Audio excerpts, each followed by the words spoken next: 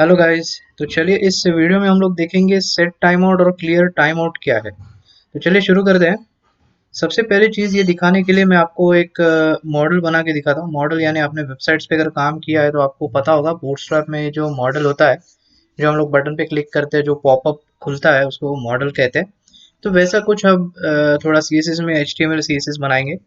Simple बनाएंगे, ज़्यादा कुछ हार्ड नहीं है। देखिए मैं इसमें सिंपल से एक टेक्स्ट लिखता हूँ, this is an example model. ठीक है, इसको हम लोग फटाफट एक छोटी सी CSS अप्लाई करते हैं H3 में। मैं बोलता हूँ इसको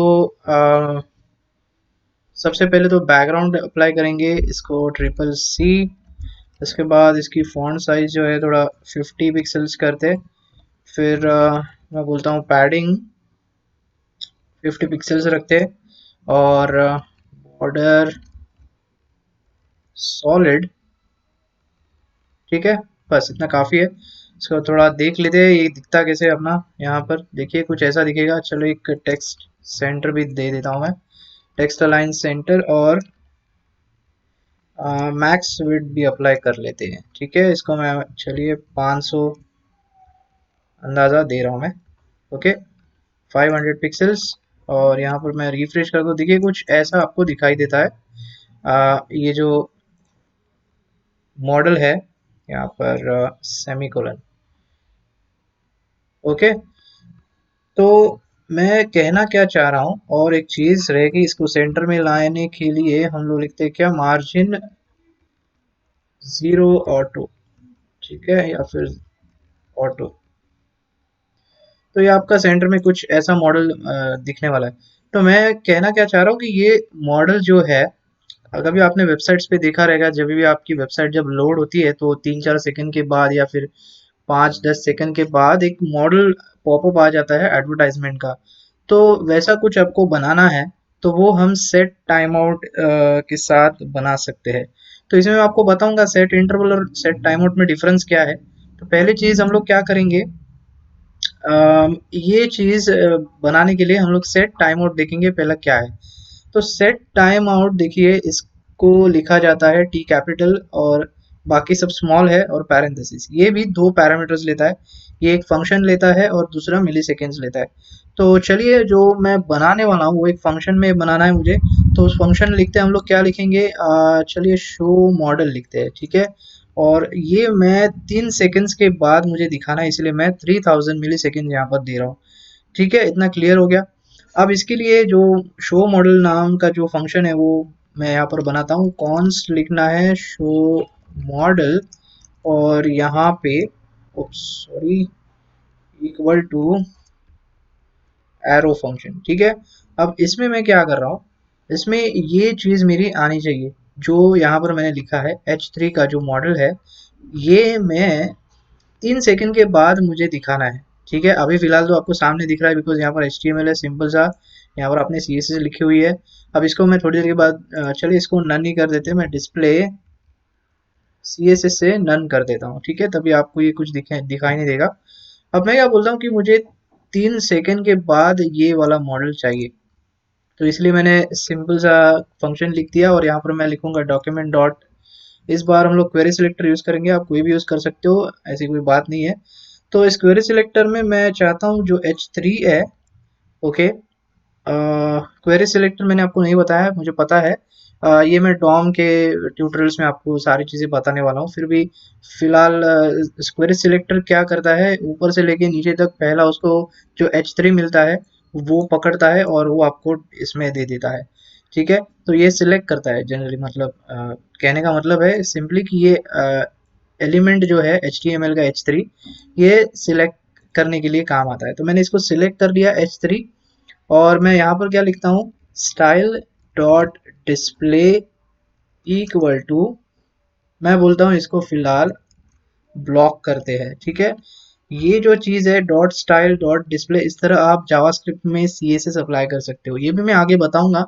अभी मैं सिर्फ आपको सेट टाइम आउट और क्लियर टाइम आउट के लिए ये सारी चीज़ें कर रहा हूँ, क्योंकि ये दिखाना थोड़ा ज़रूरी है इसलिए। ठीक है, तो यहाँ पर देखिए मैंने एक फंक्शन बना लिया शो मॉडल नाम से, और इसमें लिख दिया मैंने document dot query selector H3 और उसको एक स्टाइल अप्लाई कर दी कि आप क्या करिए, सिंपली इस ये जो सिलेक्टर है मेरा, इसको डिस्प्ले ब्लॉक कर दीजिए। लेकिन कब? जब देखिए ये 3 सेकंड इसके पूरे हो जाते हैं तब।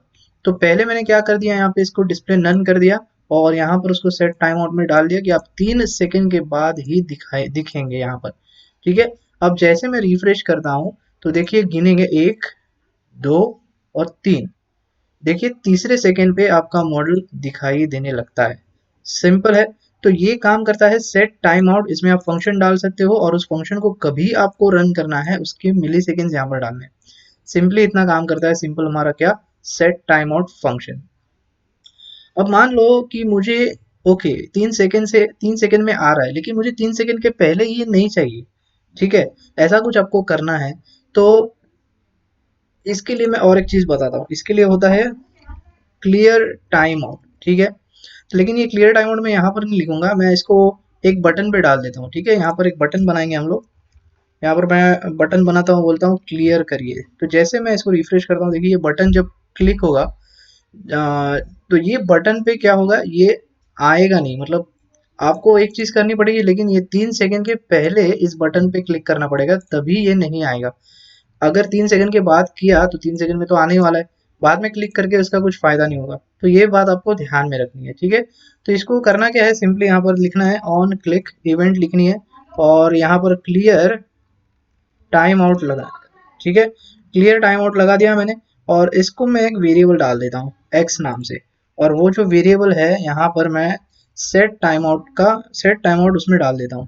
तो अभी आप समझ गए होंगे कि देखिए सेट टाइम आउट जो है वो x में मैंने डाला है, इस x नाम के वेरिएबल में, और वही मैं यहाँ पर क्लियर टाइम आउट कर रहा हूँ। लेकिन कब? जब मैं इस बटन पे क्लिक करूंगा तब क्लियर होगा। इतना सिंपल है। ओके, तो जैसे अभी मैं पहले आपको दिखाता हूँ, ये 3 सेकंड में आता है। देखिए मैं रिफ्रेश करता हूँ तो 1, 2 और 3, ये 3 में आ गया। अब जैसे 3 होता है, मतलब 3 से पहले जब आप इस बटन पे क्लिक करते हो क्लियर पे, तब ये नहीं आना चाहिए, राइट? तो चलिए फिर एक बार रिफ्रेश करते हैं। 1 और मैंने क्लिक कर दिया, देखिए अब 2, 3, 4, देखिए ये गायब हो गया।